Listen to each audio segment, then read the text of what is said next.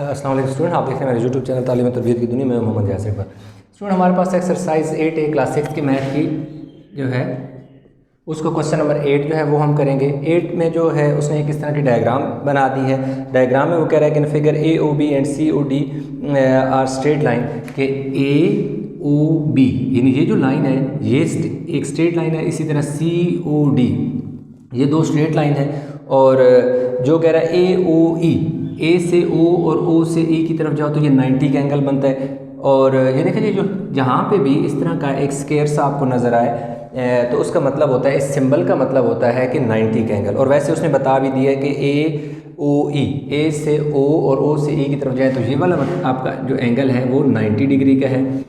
और BOD ये जो एंगल है ये है 48 डिग्री है। और AOC यानी यहाँ पे जो एंगल बनेगा ना इस वाली जगह जो जहाँ पे मैंने डबल लाइन लगा दी है ये वाला क्या हमने करना है, फाइंड करना है। और दूसरा हमने DOE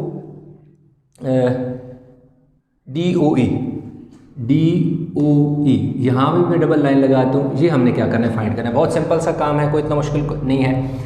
एक आपको पता होना चाहिए कि angle on a straight line क्या होता है। Angle on a straight line क्या होता है, 180 होता है। मतलब है कि ये आपके पास एक स्ट्रेट लाइन है, उसके ऊपर ये जो पूरा एंगल बनेगा ना ये क्या होता है, 180 का होता है। अब क्योंकि AOB एक स्ट्रेट लाइन है जिसका पॉइंट OJ है, AJ है और इधर टोटल एंगल 180 का बनता है। अब 180 को उसने क्या किया, एक यहाँ से कट लगाया और बताया कि ये 48 डिग्री है। दूसरा कट उसने यहाँ इस तरह लगा दिया और कह रहा है कि ये वाला पार्ट 90 डिग्री का, कह रहा है ये दरमियान वाला बता दें। तो बहुत सिंपल सी बात है कि टोटल 180 है, उसमें से ये वाला और ये वाला एंगल निकालेंगे तो ये आपके पास आ जाएगा। देखिए हम क्या लिखेंगे, एंगल कौन सा लिखेंगे, DOE यानी O पे जो एंगल बन रहा है वो कितना हो जाएगा, 180 माइनस कितना हो जाएगा जी, 180 में से ये वाले दोनों एंगल हमने क्या करने हैं, माइनस करने हैं। इसलिए हमें सबसे पहले इन्हें क्या करना पड़ेगा, ऐड करना पड़ेगा। इन दोनों को जब हम ऐड कर लेंगे और यह आ जाएगा 138 डिग्री। 90 में 48 ऐड करें तो 138, कैसे 90 और 48 8 आ गया 13 138, तो ये आ जाएगा जी 42 degree. DOE is equal to 42 degree. तो ये वाला एंगल हमारे पास क्या आ गया, 42। जो पहली है DOE ये वाला पॉइंट 2 था जो हमने क्या फाइंड करना था, पहला क्या फाइंड करना है जी, मैं यहाँ लिख लेता हूँ। AOC जो है वो हमने फाइंड करना था पहली बात, और दूसरा जो है वो हमने फाइंड करना था DOE फाइंड करना था। तो DOE तो हमारे पास 42 डिग्री आ गया, फाइंड कर लिया। अब दूसरा उसने हमें क्या कहा है कि फाइंड करो AOC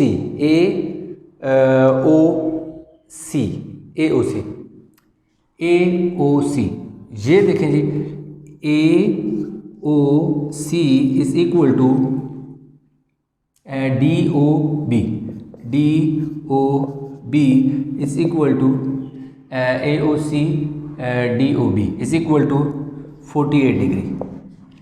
ये वाला एंगल 48 डिग्री आएगा, बस 48 लिखते हैं। अब कैसे लिखते हैं ये भी मैं साथ एक्सप्लेन करता हूँ। अब क्या है कि इसके आगे अब मैंने ये कहा है कि AOC हमने फाइंड भी AOC करना है। यस, AOC जो है ये वाला एंगल BOD ये दोनों आपस में इक्वल हैं, 48 की इक्वल है। क्यों, यहाँ उसने 48 दिया होता, अगर यहाँ 48 है तो यहाँ भी 48 होगा। अब होगा क्यों, इसकी रीज़न ये है कि वर्टिकली ऑपोजिट एंगल्स हैं कि एक स्ट्रेट लाइन ये है, दूसरी स्ट्रेट लाइन ये है। जब दो स्ट्रेट लाइन आपस में, ये थोड़ी सी टेढ़ी बन गई, ये स्ट्रेट लाइन थी, इसको एक और स्ट्रेट लाइन कट करती है। जब दो स्ट्रेट लाइन एक दूसरे को कट करती हैं तो जिस जगह वो एक दूसरे को कट करती हैं उनके आमने सामने वाले एंगल इक्वल होते हैं। अगर 1 यहाँ है तो यहाँ 2, ये दोनों इक्वल होंगे। इसी तरह अगर एक एंगल यहाँ पे बनता है दैट इज़ 3 और ये बनता है 4, तो एंगल 1 एंगल 2 की इक्वल होगा, एंगल 3 एंगल 4 की इक्वल होगा। वर्टिकली अपोजिट एंगल होते हैं, आपस में आमने सामने बनने वाले एंगल बराबर होते हैं। तो ये एंगल हमारे पास क्या आ गया जी, AOC is equal to 48 degree. तो यहाँ लिखते हैं जी 48 डिग्री। तो इस तरह हमारे पास जो क्वेश्चन नंबर 8 है वो कर लिया हमने कंप्लीट। वीडियो को पास करके ले लें इसका स्क्रीनशॉट, क्योंकि अभी हम चलेंगे इसके पार्ट जो अगला क्वेश्चन है, क्वेश्चन नंबर 9 उसकी तरफ। आई होप कि आप लोगों ने क्वेश्चन उतार लिया होगा।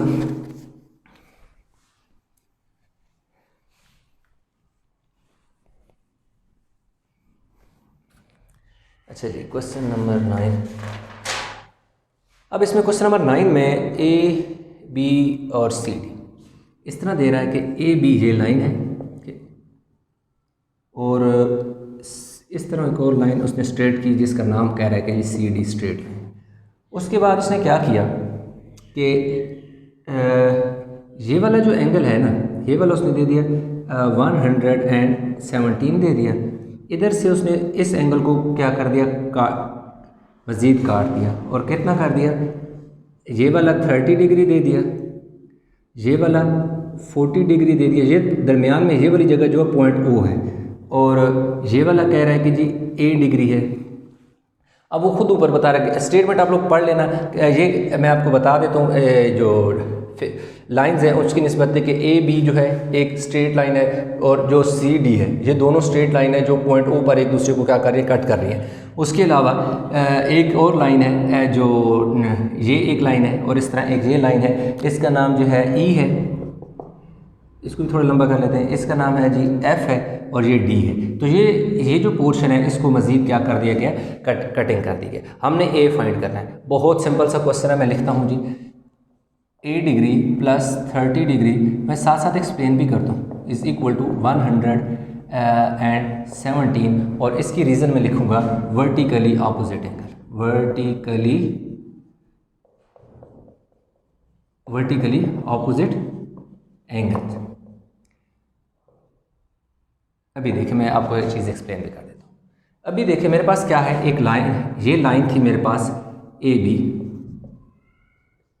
एक और लाइन है जो सी डी है, ये सी है और ये डी है। थोड़ी देर पहले जैसे पिछले वाले क्वेश्चन में बताया कि जब भी दो लाइन स्ट्रेट लाइन एक दूसरे को कट करती हैं तो उनमें जो यहाँ पे एंगल बनता है और जो यहाँ पे एंगल बनता है ये इक्वल होते हैं।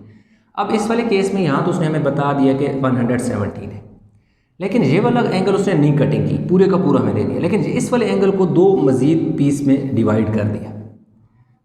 अब क्या है कि ये वाला उसने हमें दे दिया 30 और ये वाला उसने हमें दे दिया 40 और इसको ए नाम दे दिया।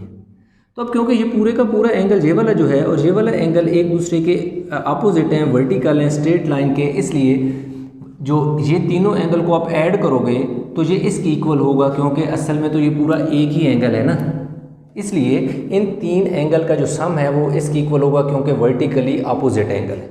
बस इतनी बात आप लोगों ने लिखनी थी। तो देखो ए डिग्री प्लस ये हो जाएगा जी 7 degree is equal to 170, A degree is equal to 117 degree, 40 और 30 70 हो गए, ये 70 उधर जाके आप क्या कर लो, इसमें से माइनस कर लो।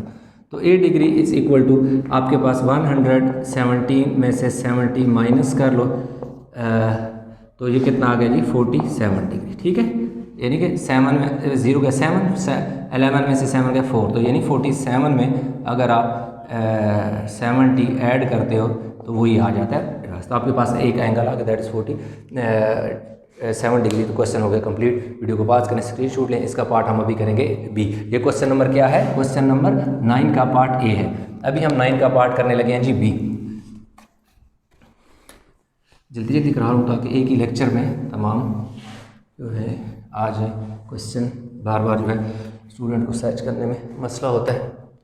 अच्छा जी, पार्ट बी में क्या करें, दो स्ट्रेट लाइन है, ये तो और आसान क्वेश्चन है। ये देखो ए बी है, एक स्ट्रेट लाइन है और बी है, ठीक है जी बी, और इसको स्ट्रेट लाइन जो है ये जो है सी डी है, सी और डी है। ये वाला एंगल जो है वो 7 बी डिग्री है, ये वाला क्या है जी 33 बी है, ये 3 बी डिग्री है, और ये वाला कह रहा है कि जी सी है, सी डिग्री, और ये तो कह रहा है वैसे ओ है ना, ये पॉइंट ओ है। अब इसमें हमने क्या find the value of unknown. अब वो हमें गिवन में बता रहा है कि A O B and C O D are straight line, कि ए ओ बी यानी ये जो लाइन है ये वाली और ये जो सी ओ डी ये लाइन है, ये दोनों आपस में क्या स्ट्रेट लाइन है, और find the value of unknown हमने फाइंड करनी है। यानी इसमें हमने क्या फाइंड करना है, बी और सी फाइंड करना है। अब since A O B is a straight line, लाइन, so 7b plus 3b is equal to 180। अब देखें, बल्कि मैं इसमें थोड़ी सी एक और इजाफा कर दूँगा। अब मैंने लिखा कि अगर जैसे कि ए ओ बी एक स्ट्रेट लाइन है, अब अगर स्ट्रेट लाइन है तो angle on a straight line जो होता है वो एक angle on a straight line equal होता है 180 के। यानी स्ट्रेट लाइन के ऊपर, जैसे मैंने पिछले वाले क्वेश्चन में बताया 8 में कि स्ट्रेट लाइन है ये ए बी, तो इसके ऊपर इसके साथ ये जो पूरे का पूरा एंगल बनेगा ना, ये बनेगा 180 का। अब उसने 180 को दो एंगल में डिवाइड कर दिया है, तो हम दोनों को सम करेंगे तो 7b और 3b जो है वो 180 की इक्वल आ जाएगा, क्योंकि ये स्ट्रेट लाइन पे ये एंगल बन रहा है ना। तो उसने इस एंगल को काट के दो हिस्सों में, एक ये वाला हिस्सा एक ये वाला, इन दोनों हिस्सों को ऐड करोगे तो 180 बनेगा। 7 और 3 कितना हो जाएगा जी, 10b is equal to 180। b इधर 10 जो है इस तरफ मल्टीप्लाई हो रहा है, तो उस तरफ जाके क्या हो गया 180 के नीचे डिवाइड होगा, तो हमारे पास b जो है दैट इज 18 डिग्री आ जाएगा। ठीक हो गया जी, b की वैल्यू आ गई। अब आपको चाहिए वैल्यू चाहिए c की, और वो भी बहुत आसान है। अब देखो मैं लिखूँगा 7b degree is equal to, या ऐसे लिख लेता हूँ c डिग्री, पहले इस तरफ c लिख लेता हूँ एक सीक्वेंस में, is equal to 7b degree में लिख दिया। अब देखो मैंने क्या किया, मैंने कहा कि ये वाला एंगल और ये वाला एंगल आपस में क्या है, ये दोनों आपस में इक्वल है। क्यों इक्वल है, क्योंकि वर्टिकली अपोजिट एंगल है। क्या है, वर्टिकली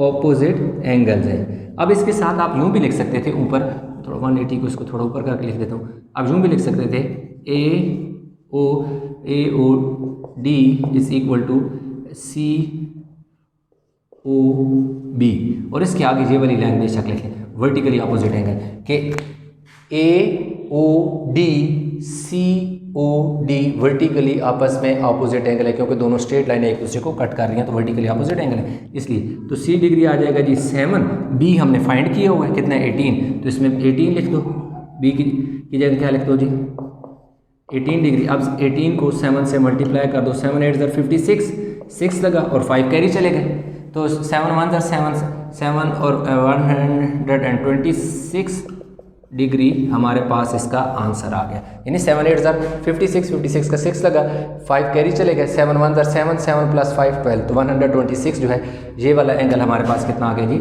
126 आ गया। तो इस तरह हमारे पास क्या था जी, क्वेश्चन 9 के पार्ट ए और पार्ट बी दोनों कर लिए। अब आप ऐसा करें कि ये क्वेश्चन स्क्रीनशॉट ले लें ताकि हम इसके क्वेश्चन नंबर 10 की तरफ चलें। उतार लिया होगा जी। अभी हम करते हैं जी क्वेश्चन नंबर 10। बड़ा ही आसान क्वेश्चन है, स्टेटमेंट के हिसाब से अक्सर स्टूडेंट कह रहे हैं कि सर वो क्वेश्चन करा दे, समझ नहीं आ रहा, वो बस स्टेटमेंट ऐसी लिखी हुई है, अदरवाइज क्वेश्चन बहुत सिंपल है। अब देखिए हमारे पास क्या है जी, क्वेश्चन नंबर आ गया जी 10। क्वेश्चन नंबर आ गया जी 10। अब क्वेश्चन नंबर 10 में बात करें तो उसमें कह रहा है X Y Z are 3 angles lying on a straight line. अब वो कह रहा है X degree, Y degree and Z degree lies on a straight line. अब ये तीनों एंगल जो है ना स्ट्रेट लाइन पे लाई कर रहे हैं। स्ट्रेट लाइन सपोज मेरे पास ये एक लाइन है ए ओ बी, सपोज मैंने इसका नाम रख दिया, ये ए ओ बी मैंने इसका नाम रख दिया।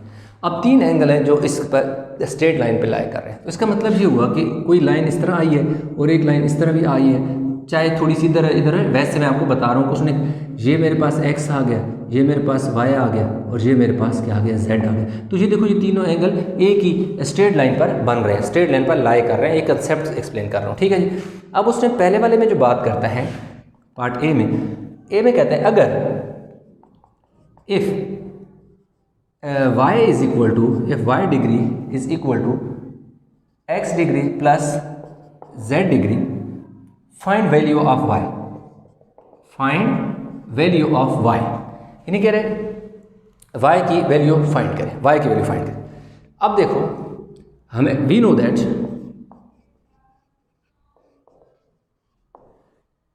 कि जो एंगल होता है, एंगल और sum of angle on a straight line, यानी या तो अकेला एंगल की बात करो स्ट्रेट लाइन पे तो वो भी इक्वल होता है, और ये भी हो सकता है कि अकेला ना हो, जैसे कि यहाँ पर एक से ज़्यादा एंगल है। Sum of angle on a straight line जो है वो 180 के इक्वल होता है, यानी एंगल का जो सम है वो 180 के इक्वल होते हैं ऑन अ स्ट्रेट लाइन। अब हमें पता है उसने क्या कहा है, 3 एंगल उसने बता दिए, x degree, y degree, z degree, ये हैं जी 180 की degree according to given condition.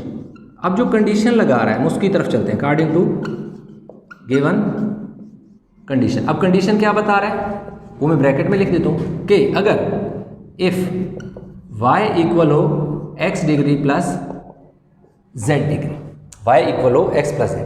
अब देखें ये जो चीज़ है ना इसको मैं थोड़ा सा सीक्वेंस में लिख लूँ, x और z को मैं एक साथ लिख देता हूँ, x degree plus z degree, ये वाला y मैंने इसी तरह लिख लिया। इस स्टेप में मैंने क्या किया, x और z को एक तरफ लिख लिया, जो एक साथ जोड़ के लिख लिया, और y को इधर लिख लिया। क्यों लिख लिया ये अभी आपको समझ आ जाएगी।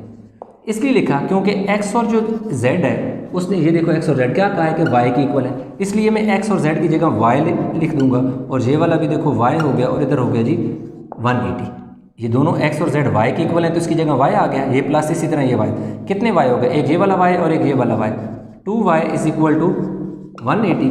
तो अब देखो y की वैल्यू हमारे पास कितनी है, ये 2 इधर ये 2 है, ठीक है, ये 2 है, ये जो 2 इधर मल्टीप्लाई हो रहा है उधर जाके 180 के नीचे इसने हो जाना है जी डिवाइड, तो y की वैल्यू आपके पास आ जानी है 90, यानी कि 2 का टेबल 2 9 18 और 0, तो आपके पास 90 आ जाएगी y की वैल्यू। तो क्वेश्चन नंबर ए जो है इसका पार्ट हमने कर लिया सॉल्व। इसको इसका लें स्क्रीनशॉट, साथ ही हम बी का पार्ट करने लगे। अच्छा जी, ऐसे कि मैं यहाँ पर सारा नहीं रेज करता, पार्ट बी कंडीशन थोड़ी सी चेंज होनी है पार्ट बी के। अब पार्ट बी में वो कहता है x is equal to y is equal to z, find the value of z. अब वो कह रहा है if x degree is equal to y degree is equal to z degree, find z। कह रहे अगर एंगल x इक्वल हो angle y और एंगल z के, यानी तीनों एंगल इक्वल हो, दैन तीनों एंगल इक्वल है तो इसका मतलब है कि वो इक्विलेटरल ट्रायंगल होगी ना, यानी ऐसी ट्रायंगल जिसमें कि तीनों एंगल इक्वल होते हैं वो इक्विलेटरल ट्रायंगल है। जैसे ये भी 60 है, ये भी 60 है, ये भी 60 है, तो तीनों 60 60 तो 180 हो जाता है sum of interior angle of a triangle. यह जैसे इक्विलेटरल ट्रायंगल है उसके 3 एंगल जो हैं वो 180 के इक्वल होते हैं, तो वो इक्वल हो सकते हैं। ये मैं वैसे आपको एक एग्जाम्पल दे रहा हूँ, it is not a part of this question. चलिए जी हम लगाते हैं, वी नो दैट जिस तरह लिखते हैं एंगल और sum of angle is equal 180 degree, x degree, y degree, z degree is equal to 180। Again इसी तरह अकॉर्डिंग टू गिवन कंडीशन, कि भाई जो कंडीशन लगा रहा है उसके मुताबिक क्या होगा। उसके मुताबिक ये है कि वो ये कह रहा है कि इफ़ x, y, z तीनों इक्वल हैं, तो अब इन x की जगह भी मैंने लिख दिया z, y की जगह भी मैंने लिख दिया z, और ये वाला z इसी तरह आ गया। क्योंकि मैंने अब ये लिखा क्यों, इसकी भी रीज़न है कि देखो मुझे वो कह रहा है कि z फाइंड करो, where is z, find z find करना।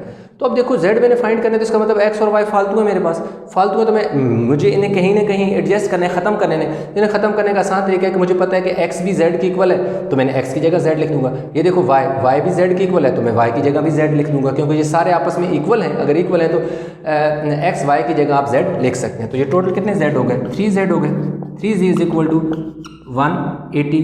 अब देखो 3 मल्टीप्लाई हो रहा है तो इसने उधर जाके क्या हो जाना है, डिवाइड 180 डिवाइडेड बाई ये वाला 3 इसके नीचे आ गया डिवाइड, 3 6 0 तो 60, तो z is equal to 60 degree हमारे पास इस तरह जो है z की वैल्यू भी आ गई। तो इस तरह हमारे पास जो क्वेश्चन है 10 भी हमने कर लिया। इस लेक्चर में हमारे पास 8 9 और 10 हो गए। अब जो नेक्स्ट लेक्चर इंशाल्लाह अपलोड होना है उसमें 11 12 और 13 हो जाने कंप्लीट। तो इस तरह एक्सरसाइज हमारी कंप्लीट हो जाएगी। वीडियो को लाइक किया करें, शेयर किया करें, चैनल को प्लीज़ ज़रूर सब्सक्राइब किया करें। अभी भी बहुत सारे ऐसे स्टूडेंट हैं जिन्होंने अभी तक चैनल को सब्सक्राइब नहीं किया, तो प्लीज़ चैनल को ज़रूर सब्सक्राइब किया करें, कमेंट किया करें, क्योंकि इससे हमें बड़ा हौसला मिलता है और ज़्यादा बेहतर तरीके से काम करने का दिल करता है। तो इंशाल्लाह मिलते हैं नए लेक्चर के साथ, तब तक अपना बहुत सारे ख्याल रखिएगा। अल्लाह हाफिज़।